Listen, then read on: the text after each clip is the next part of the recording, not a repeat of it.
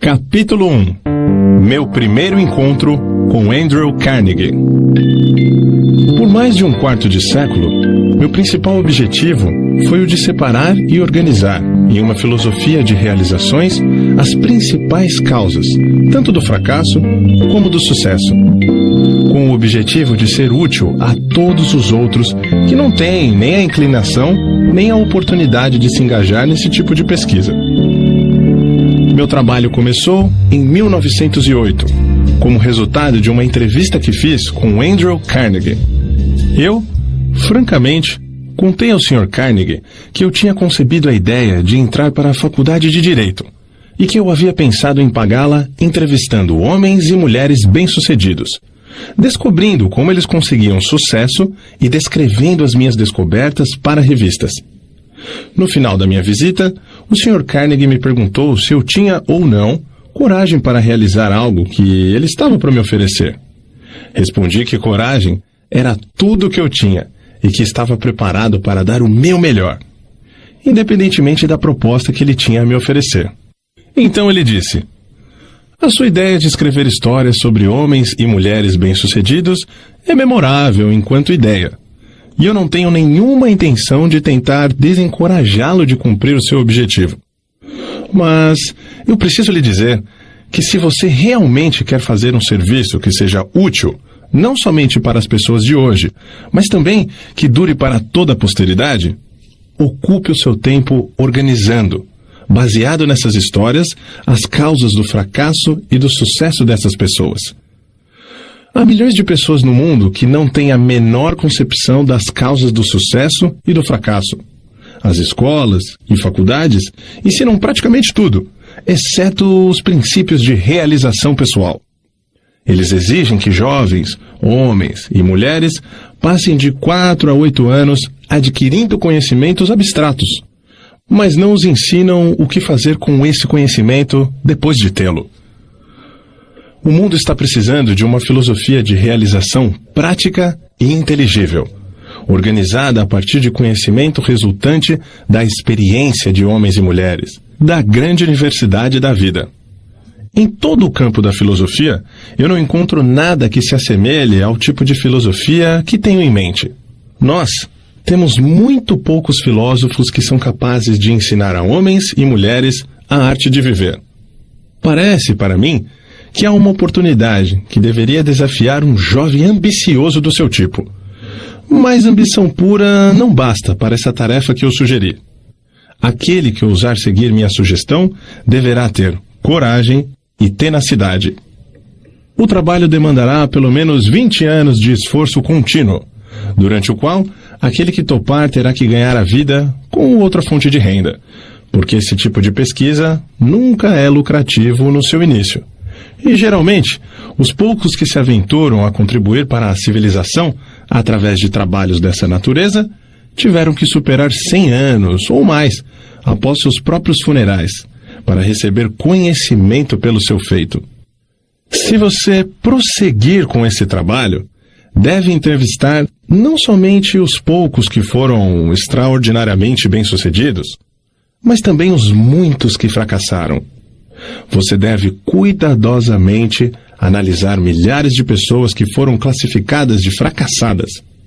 E eu quero dizer, com o termo fracassado, homens e mulheres que chegam aos estágios finais de suas vidas desapontados, porque não conseguiram alcançar as metas que haviam se proposto de coração. Tão inconsistente como parece ser, você aprenderá muito mais como ser bem-sucedido a partir dos fracassos, do que com o tão chamado sucesso. Eles lhe ensinarão o que não fazer. Na parte final da sua pesquisa, se você conseguir com sucesso manter o foco, fará uma descoberta que poderá ser uma grande surpresa. Descobrirá que a causa para o sucesso não é algo separado e longe do homem, mas que é uma força tão intangível da natureza que a maioria dos homens nunca a reconhece. Uma força que pode ser muito bem chamada de outro eu. O mais interessante é o fato de que esse outro eu raramente exerce sua influência ou se faz conhecer. exceto em momentos de emergência. Quando os homens são forçados, por meio das adversidades e das derrotas temporárias, a mudar seus hábitos e pensar estratégias para sair das dificuldades. Minha experiência me ensinou que um homem nunca está tão perto do sucesso como quando o que ele chama de fracasso toma conta da sua vida. Porque nessas ocasiões ele é forçado a pensar. Se ele pensar com exatidão e com persistência, vai descobrir que aquilo que ele chama de fracasso, na verdade, nada mais é que um sinal para elaborar um novo plano ou objetivo. A maior parte dos fracassos reais se deve a limitações que os homens impõem a si mesmos em suas próprias mentes. Se eles tivessem a coragem de ir mais um passo à frente, eles descobririam os seus próprios erros. Começando uma vida nova. O discurso do Sr. Carnegie reformulou a minha vida por completo e plantou em minha mente um desejo ardente que me orientou sem cessar. Isso aconteceu mesmo eu não tendo a mais vaga ideia do que significava o termo "o outro eu". Durante o meu trabalho de pesquisa, nas causas de fracasso e sucesso, tive o privilégio de analisar mais de 25 mil homens e mulheres que eram rotulados de derrotados e mais de 500 que eram classificados de bem-sucedidos. Muitos anos atrás, tive o meu primeiro contato com aquele outro eu que o Sr. Carnegie havia mencionado.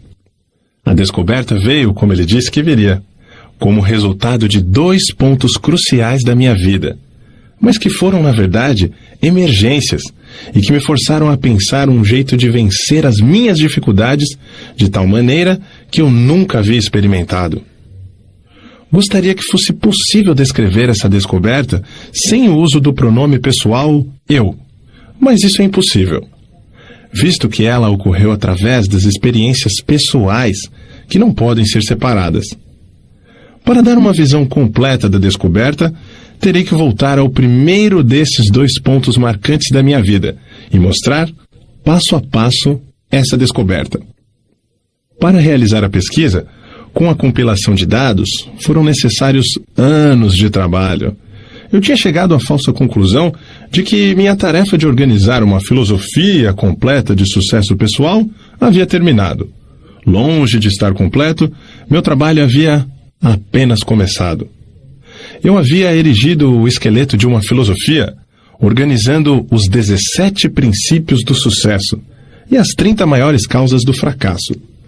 Mas aquele esqueleto tinha que ser coberto com a carne da realização e da experiência. Além disso, tinha que ser dada ao trabalho uma alma que inspirasse homens e mulheres, e não somente transporem obstáculos, mas também a não se deixarem abater por eles. A alma, que ainda teria que ser adicionada, como eu descobri depois, somente se tornaria disponível após aparecer o meu outro eu, através de 2 pontos cruciais da minha vida.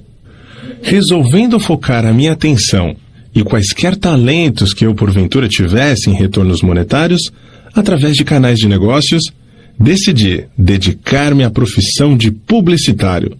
Tornei-me, então, o gerente de publicidade do curso de extensão La Salle da Universidade de Chicago. Tudo ocorreu maravilhosamente bem durante um ano. Entretanto, no final desse ano, fui tomado por um violento desgosto pelo meu trabalho, e então me demiti. Posteriormente, ingressei no ramo de cadeias de lojas, juntamente com o ex-presidente da Universidade de Extensão La Salle. Logo me tornei presidente da companhia de doces Betsy Ross. Porém, desacordo com os sócios desse negócio fizeram com que eu saísse do empreendimento. A atração pela propaganda ainda estava em meu sangue, e tentei novamente dar expressão a ela. Organizei uma escola de propaganda e vendas, como uma parte da escola de negócios Bryant e Stratton. O empreendimento navegava em águas tranquilas e muito dinheiro entrava rapidamente. Foi então que os Estados Unidos tomaram parte da Primeira Guerra Mundial, em resposta a um chamado interior que palavras não conseguem descrever, saí da escola e entrei para o serviço do governo dos Estados Unidos, sob a direção pessoal do presidente Woodrow Wilson, deixando um negócio fantástico desintegrar-se. No dia do armistício, em 1918, comecei a atuar na publicação da revista Golden Rule, regra de ouro na tradução livre. Apesar do fato de eu não ter nenhum centavo de capital, a revista cresceu rapidamente e em pouco tempo ganhou circulação nacional, chegando a quase 500 mil de exemplares, finalizando seu primeiro ano de negócios com um lucro de $3,156 mil. Alguns anos depois, aprendi com um experiente executivo de uma empresa de publicações que nenhum homem capaz naquele ramo pensaria em começar uma revista, tal como esta, com menos do que $500 mil de capital. A revista Golden Rule e eu estávamos destinados a nos separar. Quanto mais sucesso alcançávamos, mais descontente eu me tornava. Até que, finalmente, devido a um acúmulo de perturbações causadas por sócios no negócio, dei a revista como um presente a eles e deixei o negócio. Com essa atitude, provavelmente joguei fora uma pequena fortuna. Logo após, organizei uma escola de treinamento para vendedores. Minha primeira missão era treinar um exército de vendas de 3.000 pessoas para uma rede de lojas. Receberia $10 para cada vendedor que frequentasse a minha aula. Dentro de 6 meses, esse trabalho havia me rendido um pouco mais de $30 mil. O sucesso, em termos financeiros, estava coroando meus esforços com abundância. Novamente, meu espírito estava descontente. Eu não estava feliz. Tornava-se a cada dia mais óbvio que nenhuma quantidade de dinheiro, em algum momento, me faria feliz. Sem a menor desculpa razoável por minhas ações, saí do negócio e desisti de um empreendimento no qual teria facilmente recebido um salário satisfatório. Meus amigos e sócios no negócio pensaram que eu estava louco. E eles não estavam tão errados nos seus pensamentos. No fundo, eu estaria inclinado a concordar com eles. Mas parecia que não havia nada que eu pudesse fazer para mudar de ideia. Procurava pela felicidade e ainda não a tinha encontrado. Pelo menos, essa é a única explicação que eu poderia oferecer para justificar as minhas atitudes um tanto quanto inusitadas. Qual homem que realmente conhece a si mesmo? Isso aconteceu no final do outono de 1923. Eu me sentia solitário em Columbus, Ohio, sem recursos e, pior ainda, sem nenhum plano para me tirar daquela situação difícil. Na verdade, era a primeira vez na vida que eu estava acuado devido à falta de recursos. Em muitas ocasiões, já havia passado por momentos de aperto, mas nunca antes havia faltado dinheiro, a tal ponto de eu não conseguir suprir as minhas necessidades pessoais. A experiência me assombrou. Eu parecia estar totalmente à margem do que poderia ou deveria fazer. Pensei em uma dúzia de jeitos de conseguir resolver os meus problemas, mas descartei-os todos. Eram impraticáveis e impossíveis de realizar. Me senti como alguém que estava perdido em uma selva, sem uma bússola sequer. Toda a tentativa que eu fazia para me tirar da dificuldade acabava me trazendo de volta para o ponto de partida. Por quase 2 meses, sofri com a pior das doenças humanas, a indecisão. Eu conhecia os 17 princípios da realização pessoal, mas não sabia como aplicá-los. Sem saber, estava encarando uma daquelas emergências da vida de que o Sr. Carnegie havia me falado. Situações essas em que os homens muitas vezes descobrem os seus outros eus. Meu estresse era tão grande que em nenhum momento me ocorreu sentar, analisar a sua causa e procurar a sua cura. derrota é convertida em vitória. Uma tarde, tomei uma decisão que me ajudou a sair daquela situação. Eu tinha um sentimento de que o que eu realmente desejava era sair para os espaços abertos do país, onde poderia respirar ar fresco e, principalmente, pensar. Comecei a caminhar e já havia percorrido mais ou menos 7 ou 8 milhas, quando de repente me vi parado. Por muitos minutos fiquei ali, como se estivesse com os pés colados. Tudo na minha vida tornou-se escuro. Eu podia ouvir o som estridente de alguma forma de energia que estava vibrando a uma frequência muito alta. Então, meus nervos aquietaram-se, meus músculos relaxaram e uma grande calma tomou conta de mim. A atmosfera começou a clarear. Enquanto isso ocorria, recebi um comando do meu interior, que veio na forma de um pensamento, tão perto quanto eu posso descrevê-lo. O comando era tão claro e distinto que não havia meios de eu não entendê-lo. Na essência, ele disse: chegou o momento de você completar a filosofia de sucesso que você começou, seguindo a sugestão de Carnegie. Volte para casa de uma vez por todas e comece a transferir os dados que você juntou da sua própria mente, transformando-os em manuscritos. O meu outro eu havia acordado. Por alguns minutos, permaneci aterrorizado.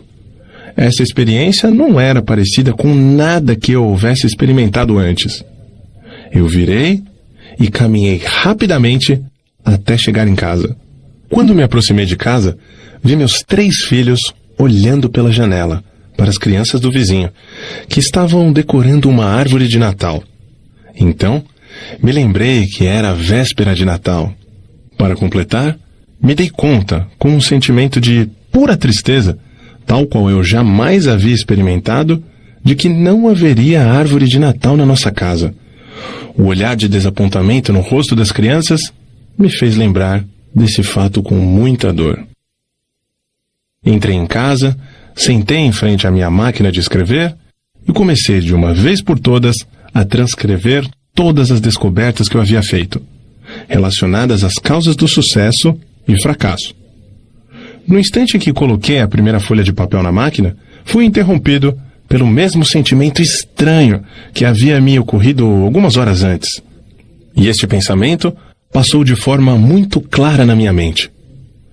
Sua missão nessa vida é completar a primeira filosofia de sucesso e realização pessoal. Você tem tentado em vão escapar da sua tarefa, cada esforço trazendo fracasso para você. Você está procurando pela felicidade. Aprenda essa lição de uma vez por todas. Você somente achará a alegria ajudando os outros a encontrá-la. Você tem sido um estudante teimoso. Você tinha que ser curado da sua teimosia através de desapontamentos sucessivos. Dentro de poucos anos, o mundo todo começará uma experiência na qual milhões de pessoas que necessitam dessa filosofia terão acesso a ela. Justamente devido a este direcionamento que você recebeu para completá-la. A sua grande oportunidade de achar a felicidade prestando um serviço útil terá chegado. Vá trabalhar e não pare até que você tenha completado e publicado os manuscritos que você começou. Eu estava consciente de ter chegado ao final do arco-íris da vida e estava feliz. A dúvida aparece. O feitiço, se é que essa experiência pode ser assim chamada, passou. Comecei a escrever e pouco depois fui sugestionado pela minha razão e pensei que talvez eu estivesse entrando numa missão estúpida. A ideia de que um homem que estava em plena depressão e praticamente falido pudesse escrever uma filosofia de sucesso pessoal me parecia tão fantasiosa que ri vigorosamente e acabei dando gargalhadas. Me arrumei na cadeira, passei os dedos pelo meu cabelo e tentei criar um álibi que justificaria à minha própria mente que eu deveria tirar o papel da máquina de escrever antes de começar. mas a vontade de continuar era muito mais forte do que o desejo de desistir, e acabei me reconciliando com a minha tarefa e segui em frente. Olhando aos eventos passados, agora sob a ótica de tudo o que aconteceu, posso ver que essas pequenas experiências de adversidade pelas quais passei foram entre as mais enriquecedoras e lucrativas de todas as minhas vivências. Elas, na verdade, foram bênçãos que me forçaram a continuar um trabalho que finalmente me trouxe uma oportunidade para me fazer mais útil ao mundo do que eu jamais teria sido, caso tivesse sido bem-sucedido em quaisquer planos ou objetivos anteriores. Por quase 3 meses, trabalhei nesses manuscritos, finalizando-os durante o começo de 1924. Assim que os completei, me senti novamente compelido a voltar ao grande jogo dos negócios americanos. Sucumbindo ao meu desejo, comprei a Faculdade de Negócios Metropolitana em Cleveland, Ohio, e comecei a organizar os planos para aumentar a sua capacidade. No final de 1924, tínhamos desenvolvido e expandido, adicionando novos recursos. Havia dobrado os números, considerando o melhor momento que a escola já havia vivido. Novamente, o germe do descontentamento começou a se fazer sentir em meu sangue. Mais uma vez, eu sabia que não poderia achar a felicidade nesse tipo de empreendimento. Repassei o negócio aos meus sócios e fui para a plataforma de palestras, falando sobre a filosofia de realização e sucesso pessoal, para a organização pela qual eu havia devotado tantos dos meus anos anteriores. Uma noite, estava marcado para eu palestrar em Canton, Ohio. O destino, ou o que quer que algumas vezes pareça moldar o futuro dos homens, não importasse o quanto eu tentasse lutar contra ele, novamente me colocou cara a cara com uma nova e muito dolorosa experiência. No meu auditório em Canton estava sentado Don Mallet, responsável pela publicação do Canton Daily News. O Sr. Mallet ficou tão interessado na filosofia de realização e sucesso pessoal da minha palestra naquela noite, que me convidou para visitá-lo no dia seguinte. Essa visita resultou em um acordo de parceria que era para ter acontecido no dia 1º de janeiro seguinte, quando o Sr. Mallet planejava renunciar ao cargo de chefe da publicação do Daily News, para se encarregar do negócio e da publicação da filosofia na qual eu estava trabalhando.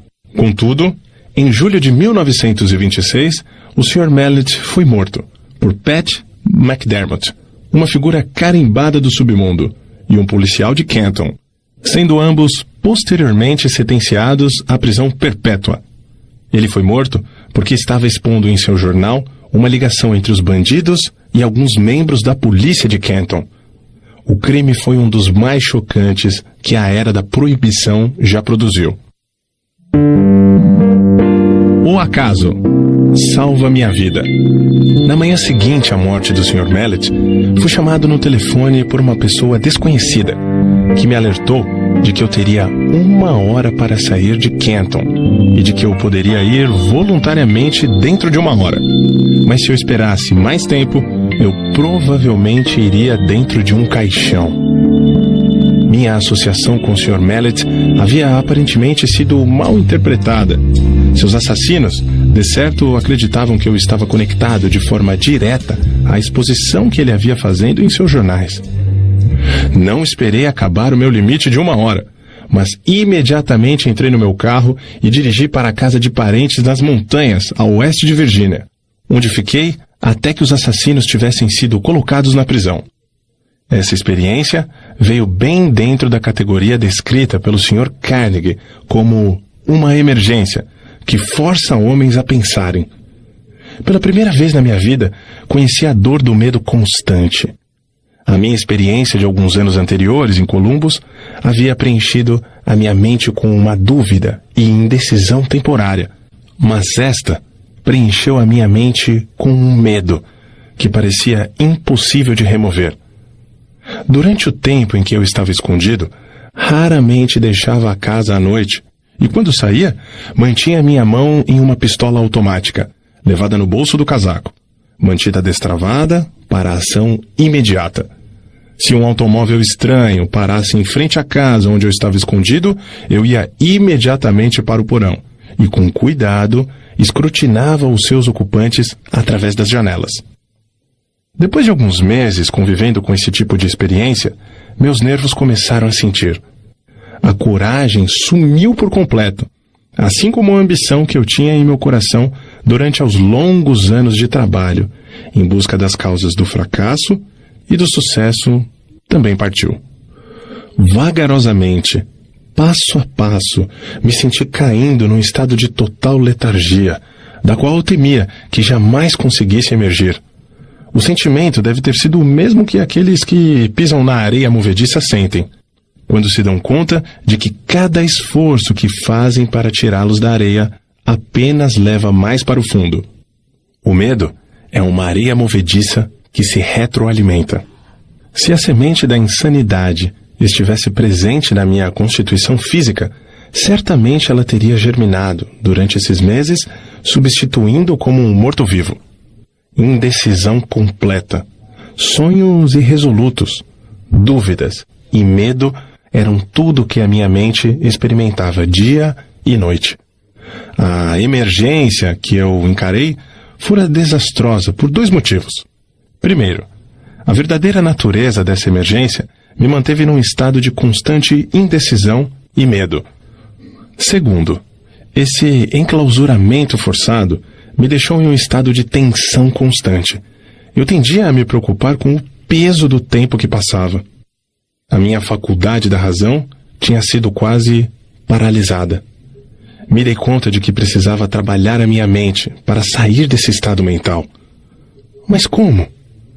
Os recursos que tinham me ajudado a resolver todas as emergências anteriores da minha vida parece que criaram asas e me deixaram completamente à mercê da situação.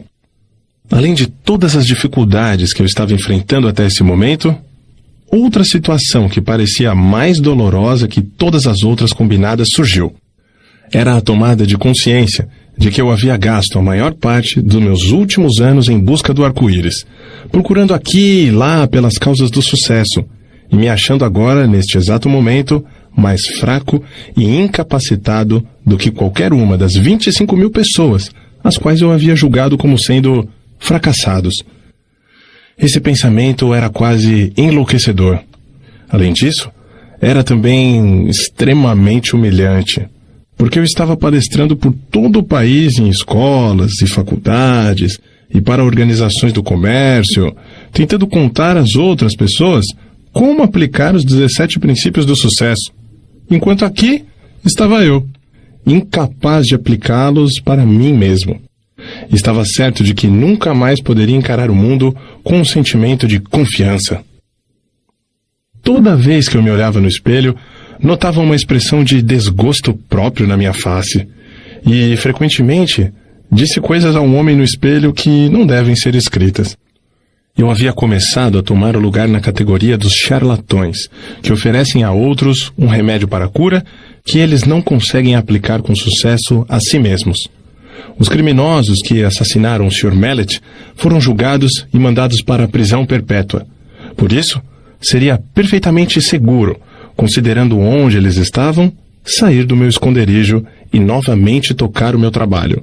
Contudo, não conseguia sair porque agora encarava circunstâncias mais aterrorizantes do que aquela que havia sido criada pelos assassinos. A experiência destruíra qualquer tipo de iniciativa que eu havia possuído. Eu sentia uma influência de tal modo depressiva que tudo parecia um pesadelo.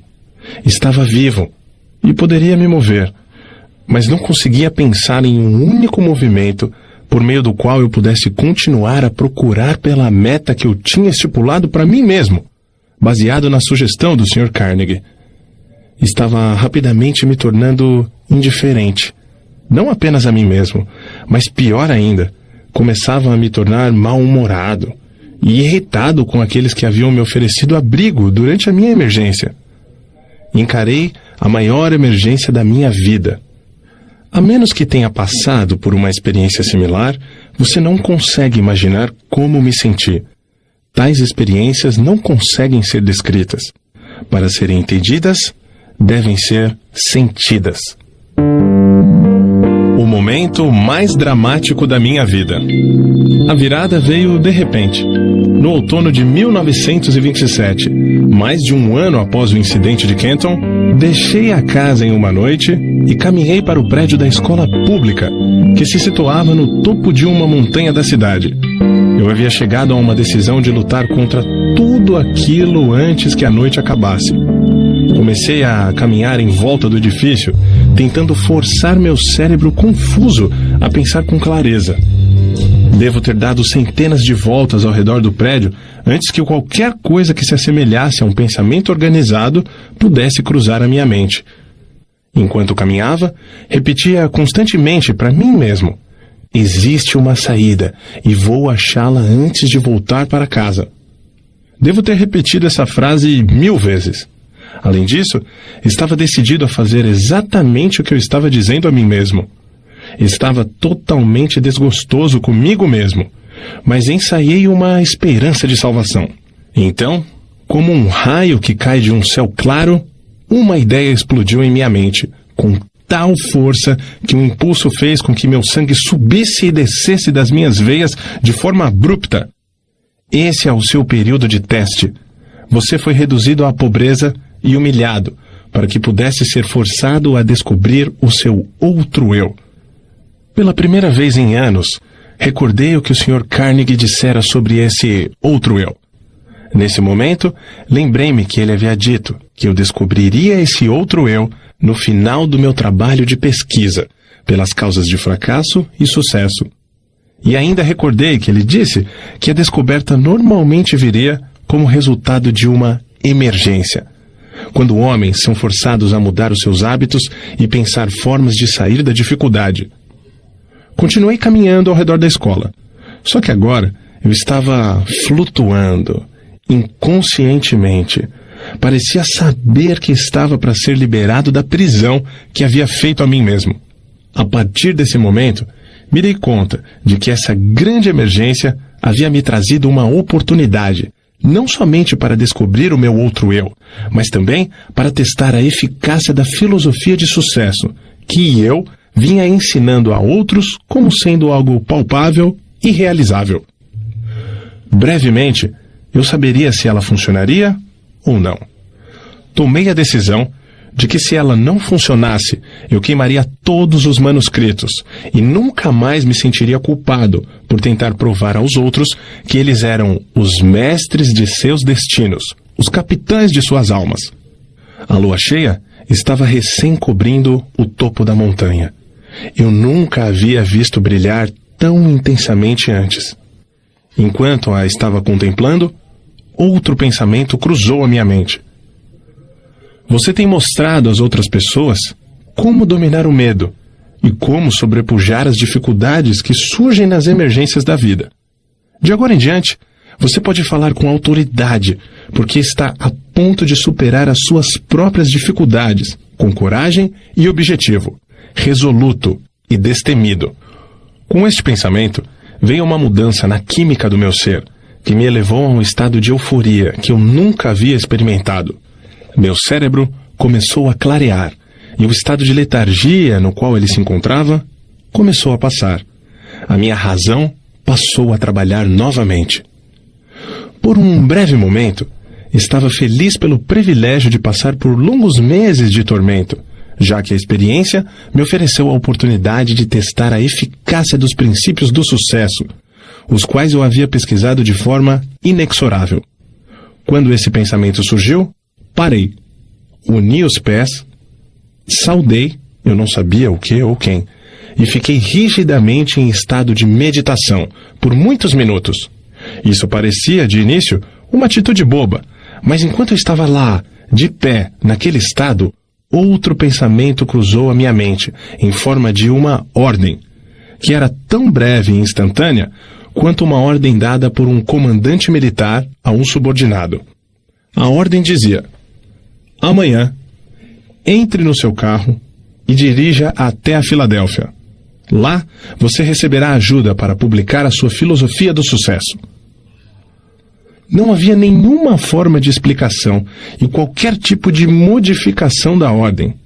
Tão logo a recebi, caminhei de volta para casa, fui para a cama e dormi profundamente com uma paz de espírito tal que não experimentava havia mais de um ano.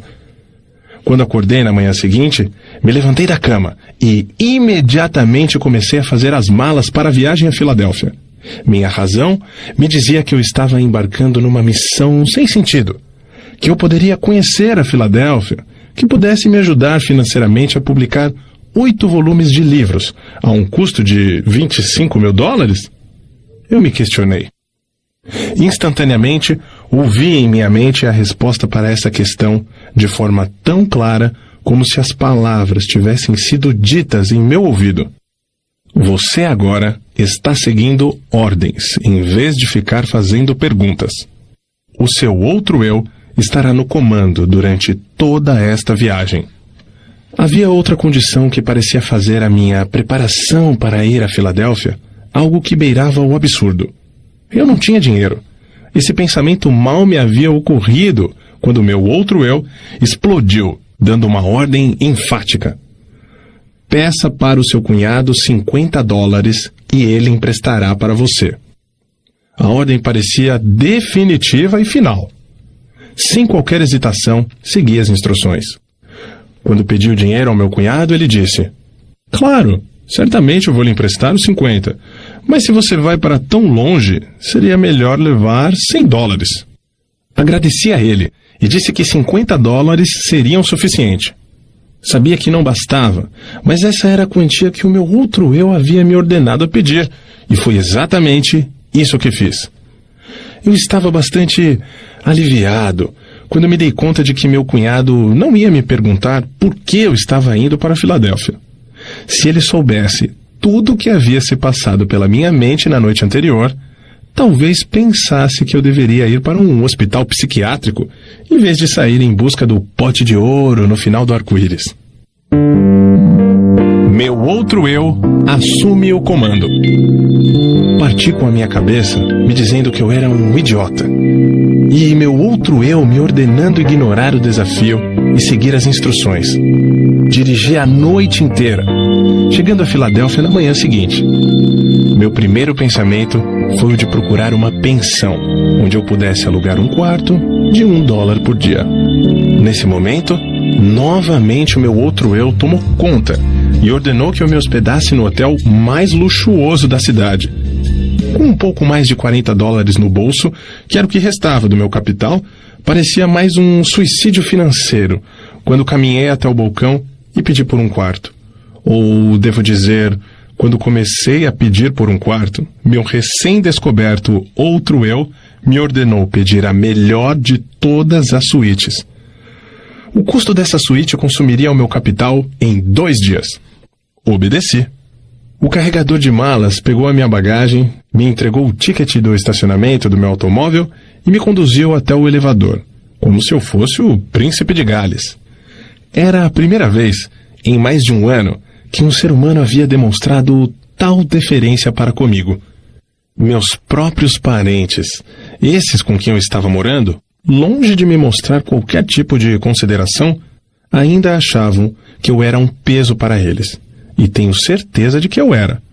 Porque nenhum homem no estado mental em que eu me encontrava no último ano poderia ser qualquer coisa além de um peso a todos aqueles com os quais porventura entrasse em contato.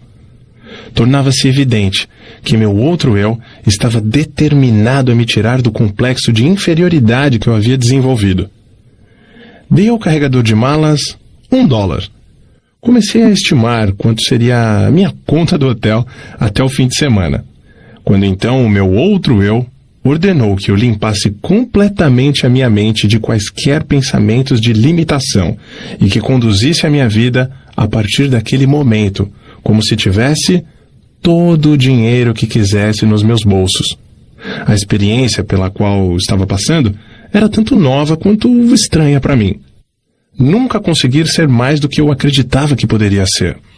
Por quase meia hora, esse outro eu me deu ordens que segui à risca durante todo o período da minha estada na Filadélfia.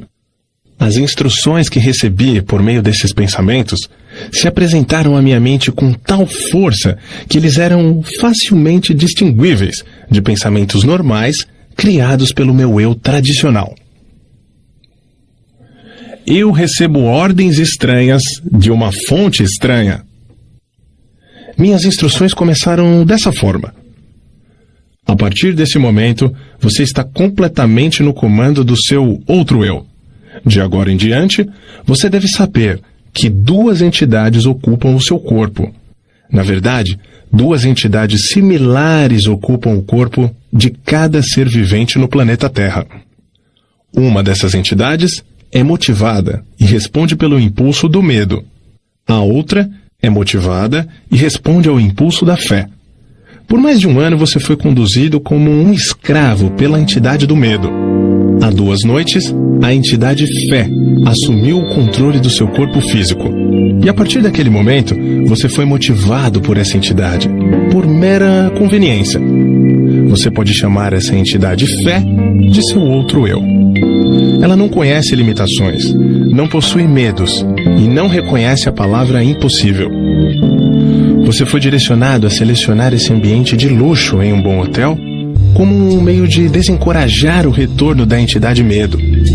Esse antigo eu, motivado pelo medo, não está morto. Ele simplesmente foi destronado. E ele o seguirá, aonde quer que você vá, esperando uma oportunidade favorável para tomar conta de você novamente. Ele somente pode tomar o controle de você por meio dos seus pensamentos. Lembre-se disso. E mantenha as portas da sua mente hermeticamente fechadas contra todos os pensamentos que procuram limitá-lo de qualquer maneira, e você assim ficará a salvo. Não se permita preocupar-se com o dinheiro que você precisará para suas despesas imediatas. O recurso virá a você no momento em que você necessitar dele. Agora, vamos aos negócios.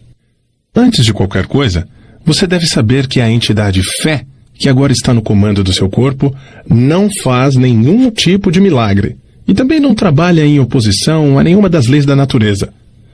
Enquanto ela estiver no comando do seu corpo, ela o seguirá, sempre que você a chamar, através de impulsos de pensamentos que cruzarão pela sua mente e o ajudarão a realizar todos os seus planos de maneira mais natural, conveniente e lógica possível.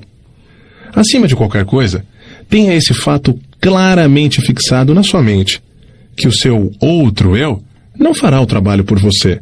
Ele somente o guiará inteligentemente no caminho para você conquistar todos os seus objetivos e desejos.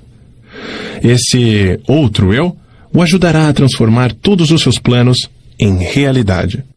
Além disso, você deve saber que ele começa sempre com o seu maior ou mais pronunciado desejo. Nesse momento, o seu maior desejo, aquele que o trouxe até aqui, é publicar e distribuir os resultados da sua pesquisa nas causas de sucesso e fracasso. A sua estimativa é de que serão necessários aproximadamente $25 mil. Entre os seus conhecidos, há um homem que estará disposto a investir o capital necessário. Comece de uma vez a imaginar e focar o nome de todas as pessoas do seu círculo de conhecidos, que poderiam, de alguma maneira, ser induzidos a fornecer a ajuda financeira de que você está precisando. Quando o nome da pessoa certa vier à sua mente, você o reconhecerá imediatamente. Entre em contato com essa pessoa e a ajuda que você procura será dada. Nos seus argumentos, contudo, apresente o seu pedido e uma terminologia tal que você usaria numa transação usual de negócios. Jamais, sob nenhuma hipótese, faça qualquer referência à descoberta desse seu outro eu. Se você violar essas instruções, será acometido por uma derrota temporária. O seu outro eu continuará no comando e permanecerá a guiá-lo, enquanto você quiser fazer uso dele. Mantenha a dúvida, o medo e as preocupações e todos os pensamentos de limitação totalmente fora da sua mente. Isso é tudo para o momento. A partir de agora, você começará a se mexer por seu livre-arbítrio, precisamente da mesma maneira que você começou antes de descobrir o seu outro eu. Fisicamente, você é o mesmo que sempre foi. Por isso, ninguém reconhecerá nenhuma mudança em você. Olhei em volta do quarto, pisquei os olhos e, para ter certeza de que não estava sonhando, levantei e caminhei até um espelho e olhei para mim de perto. A expressão do meu rosto havia mudado de dúvida para coragem e fé. Não havia mais qualquer sinal de dúvida na minha mente, visto que o meu corpo físico estava sob uma influência muito diferente daquela que havia sido destronada 2 noites antes, enquanto eu caminhava na escola da West Virginia. Capítulo 2. Um novo mundo se revela para mim. Obviamente, eu havia passado por uma experiência de renascimento, em que todas as formas de medo haviam se afastado de mim. Eu agora tinha coragem de tal maneira que nunca havia experimentado antes. Apesar do fato de ainda não ter sido mostrado para mim como ou de que fonte eu seria capaz de receber os recursos necessários, eu tinha fé inabalável de que o dinheiro estava vindo ao meu alcance. Na verdade, conseguia enxergá-lo já em minha posse. Em muito poucas ocasiões na minha vida inteira pude experimentar tal tipo de fé. Na verdade, era um sentimento indescritível. Não há palavras na língua portuguesa que possam descrevê-lo. Fato que todos aqueles que tiveram experiências similares podem facilmente testemunhar. Naquele instante, comecei a colocar em prática as instruções que havia recebido. Todo aquele sentimento de que eu estaria entrando em uma missão impossível, agora haviam me deixado. Um por um, comecei a buscar em minha mente os nomes de todos os meus conhecidos, que talvez pudessem ser capazes de financiar os $25.000 de que eu precisava. Começando com o nome de Henry Ford e passando por toda a lista de mais de 300 pessoas. Meu outro eu simplesmente disse: continue procurando. A hora mais escura é justamente um pouco antes da aurora. Mas eu chegara ao fim da linha. Minha lista inteira de conhecidos havia sido esgotada, e com ela, minha resistência física também. Eu estava trabalhando, concentrando a minha mente naquela lista de nomes por basicamente 2 dias e 2 noites, parando somente para dar alguns cochilos. Recostei-me na cadeira, fechei meus olhos e entrei numa espécie de transe por alguns minutos. Fui acordado pelo que parecia ser uma explosão no quarto. Conforme ganhei consciência, o nome de Albert L. Peltron apareceu em minha mente, e com ele, um plano que eu soube instantaneamente ser o plano que me faria ter sucesso em persuadir o Sr. Peltron a publicar os meus livros. Eu me lembrei que o Sr. Peltron, somente como um editor da revista Golden Rule, Regra de Ouro, aquela que eu havia publicado em anos anteriores. Eu me sentei, peguei a máquina de escrever e enderecei uma carta ao Sr. Peltron em Meriden, Connecticut, e descrevi o plano da mesma maneira que ele havia sido entregue para mim. Ele respondeu por telegrama, dizendo que estaria na Filadélfia para me ver no dia seguinte. Quando ele chegou, mostrei a ele os manuscritos originais da minha filosofia e brevemente expliquei qual seria a sua missão. Ele pegou os manuscritos, folheou algumas páginas por alguns minutos, então parou de repente e, com os olhos fixos na parede por alguns segundos, disse: "Eu publicarei os livros para você." O contrato foi assinado, uma quantia substancial de royalties me foi paga, e os manuscritos foram entregues a ele, que os levou para Meriden. Eu não perguntei a ele o que fez tomar a decisão de publicar os meus livros, antes mesmo de tê-los lido. O que eu sei é que ele me forneceu o capital necessário, imprimiu os livros e me ajudou a vender milhares deles para sua própria clientela de compradores de livros, espalhados em praticamente todos os países de língua inglesa do mundo. Meu outro eu se sai bem. 3 meses após o dia que o Sr. Peltron me visitou na Filadélfia, Um jogo completo, com todos os meus livros, estava em cima da mesa, bem na minha frente. E minha renda da venda dos livros era grande o suficiente para suprir todas as minhas necessidades. Esses livros agora estão nas mãos de todos os meus estudantes, no mundo inteiro. Meu primeiro cheque de royalties referente à venda dos meus livros alcançou a quantia de $850. No momento em que abri o envelope para apanhar o cheque, meu outro eu disse: sua única limitação é aquela que você impõe em sua própria mente. Não tenho certeza de que eu entenda exatamente o que esse outro eu seja, mas tenho plena convicção de que não há derrota permanente para o homem ou a mulher que o descubra e confie nele. No dia após o Sr. Peltron ter ido me visitar na Filadélfia, o meu outro eu me presenteou com uma ideia que resolveu imediatamente o meu problema financeiro. A ideia que cruzou a minha mente me mostrava que os métodos de venda da indústria automobilística tinham que passar por uma mudança drástica e que os futuros vendedores dessa área da indústria teriam que aprender a vender automóveis, em vez de meramente servir de compradores de carros usados, como a maioria estava fazendo na época. Ocorreu-me também que jovens capazes que haviam recém-finalizado a faculdade e que por isso não conheciam nada dos velhos truques da venda de automóveis seriam o ponto de partida desse novo tipo de profissional de vendas e poderiam ser mais bem desenvolvidos. A ideia era tão distinta e impressionante que eu imediatamente liguei para o gerente de vendas da General Motors e brevemente expliquei o meu plano. Ele também ficou impressionado e me indicou para visitar uma filial da companhia de automóveis Buick, que naquela época era propriedade e dirigida por Earl Powell. Eu visitei o Sr. Powell, expliquei-lhe o meu plano e ele imediatamente me colocou para treinar 15 garotos cuidadosamente selecionados da faculdade.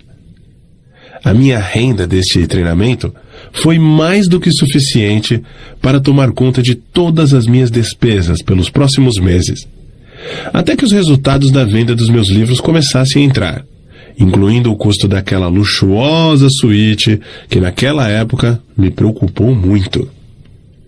Meu outro eu não havia me desapontado. O dinheiro que eu precisava estava em minhas mãos, justamente no momento em que eu precisei. Nesse momento, fui convencido de que a minha viagem para a Filadélfia não era, sob nenhuma hipótese, uma missão sem sentido, conforme minha razão havia indicado antes de partir do oeste da Virgínia. Daquele momento em diante, até esse exato minuto, tudo o que eu precisei veio até mim. É isso mesmo, considerando que o mundo inteiro recentemente passava por um período de depressão econômica, quando mesmo as necessidades básicas não estavam disponíveis para muitas pessoas. Em alguns momentos, a chegada das coisas materiais das quais eu precisei veio um pouco tarde, mas posso, com toda certeza, dizer que o meu outro eu sempre me encontrou no cruzamento. E, por sua vez, sempre me indicou por qual caminho eu deveria seguir.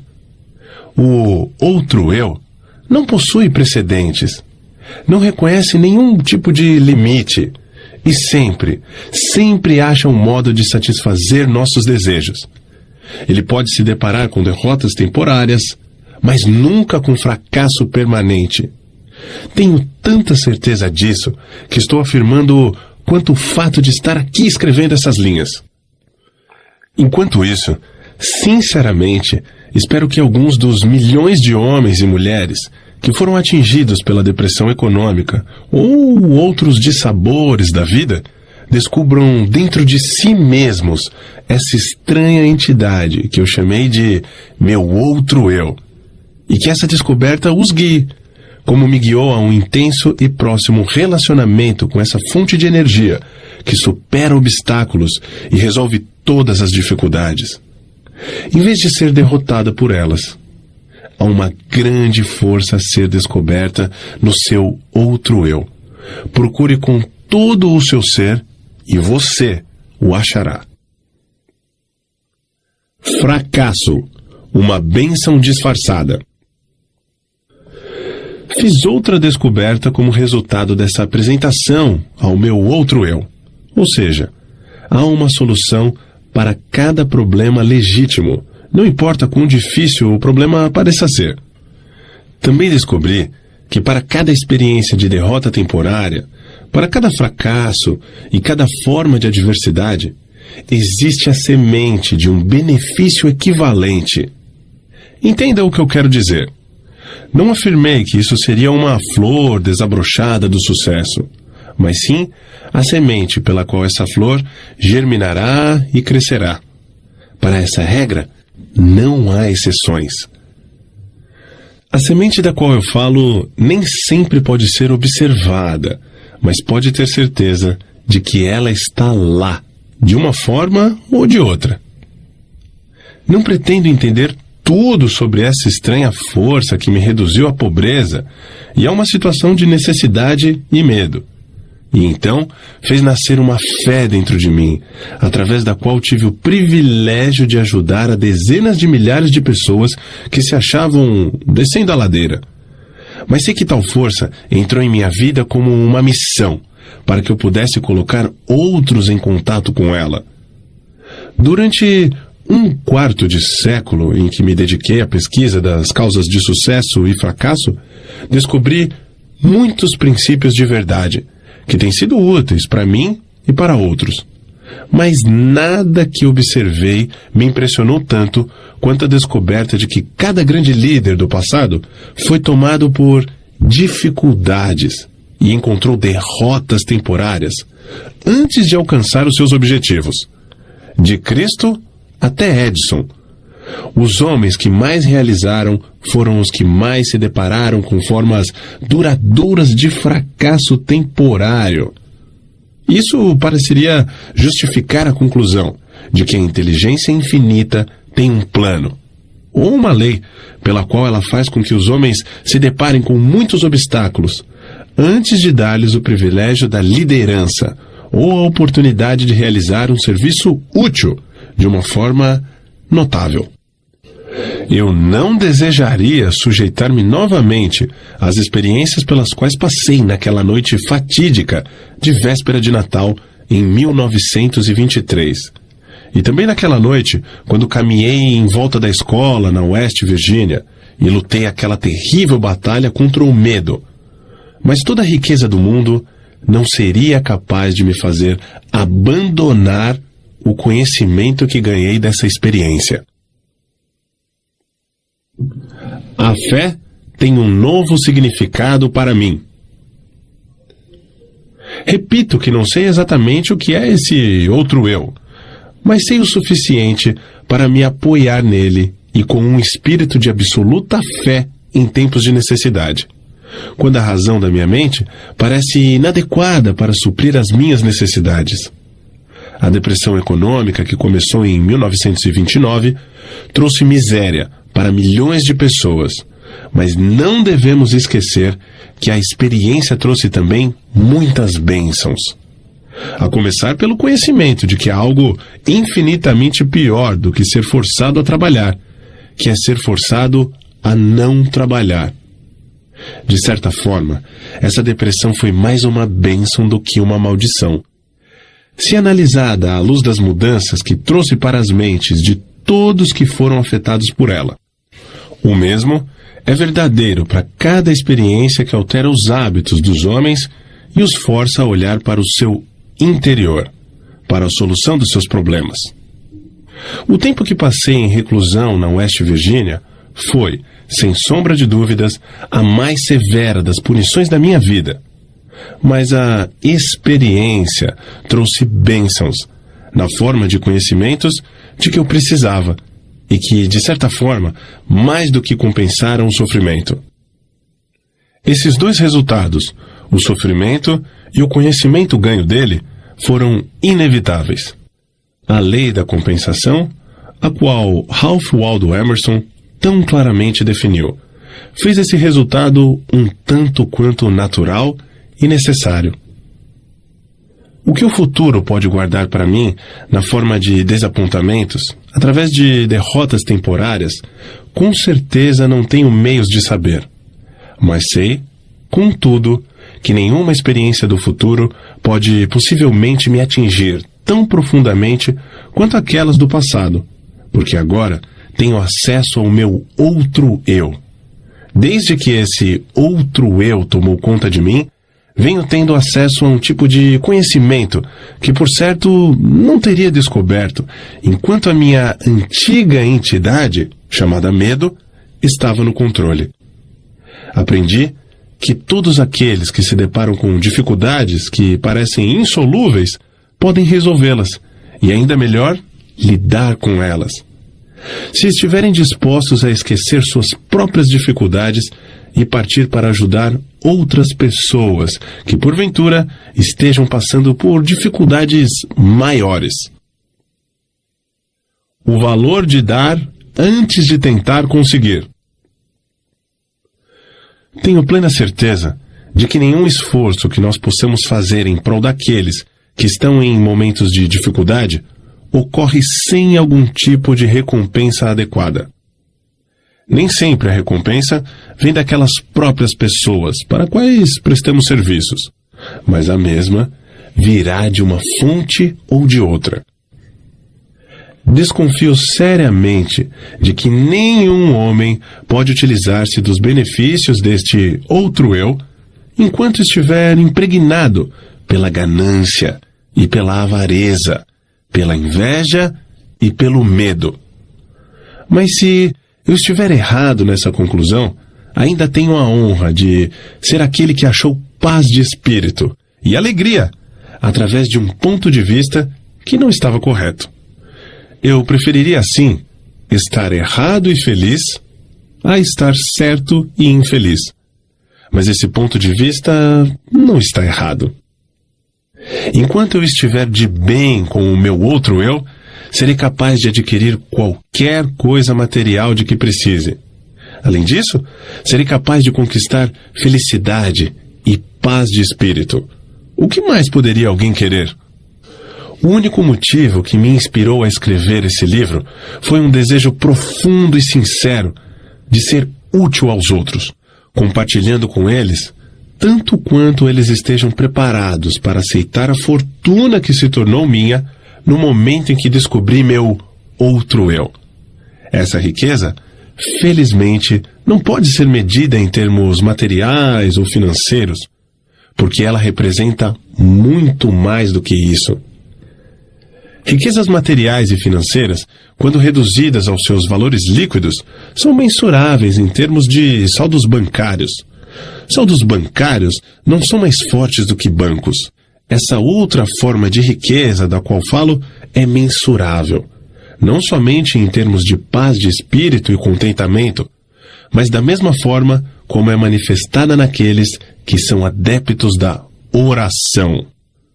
Quando rezo, meu outro eu ensinou-me a concentrar-me nos meus objetivos e esquecer do plano que deve ser atingido. Não estou sugerindo que objetivos materiais devam ser adquiridos sem planos.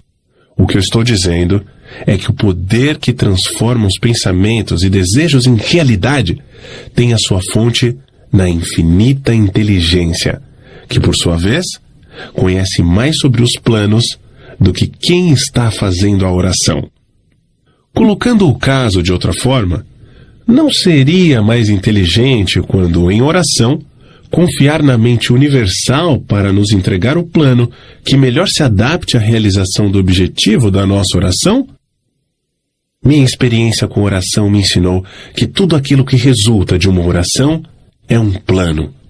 Um plano que é adequado e adaptado para o atingimento do objetivo da oração, através de um meio natural e material. O plano deve ser transmutado através de uma ação de alto esforço. Eu não conheço nada a respeito de qualquer tipo de oração que possa funcionar favoravelmente em uma mente dominada, mesmo que em menor grau, pelo medo. Um novo meio de orar. Desde que me tornei íntimo de meu outro eu, minha forma de orar modificou-se. Eu costumava rezar somente quando eu encarava dificuldades. Agora, rezo antes da dificuldade, quando possível. Eu agora rezo não mais pelos bens e pelas grandes bênçãos desse mundo, mas para ser merecedor de tudo que já possuo. Acho que esse meio de orar é melhor do que o antigo. A inteligência infinita parece não ficar ofendida quando rendo graças e mostro que sou grato por todas as bênçãos que coroaram meus esforços. Fiquei maravilhado quando primeiro tentei esse plano de oferecer uma oração de agradecimento por tudo que eu já possuía, pois assim descobri a vasta riqueza de que já dispunha e não apreciava. Por exemplo, descobri que eu tinha um corpo maravilhoso, que nunca havia sido seriamente danificado pela doença. Eu contava com uma mente razoavelmente bem equilibrada. Tinha uma imaginação criativa, com a qual poderia prestar um serviço muito útil para um grande número de pessoas. Eu era abençoado com toda a liberdade que desejava, tanto de corpo quanto de mente. Nutria um desejo ardente de ajudar outros que não tinham a mesma sorte. Descobri que a felicidade, o maior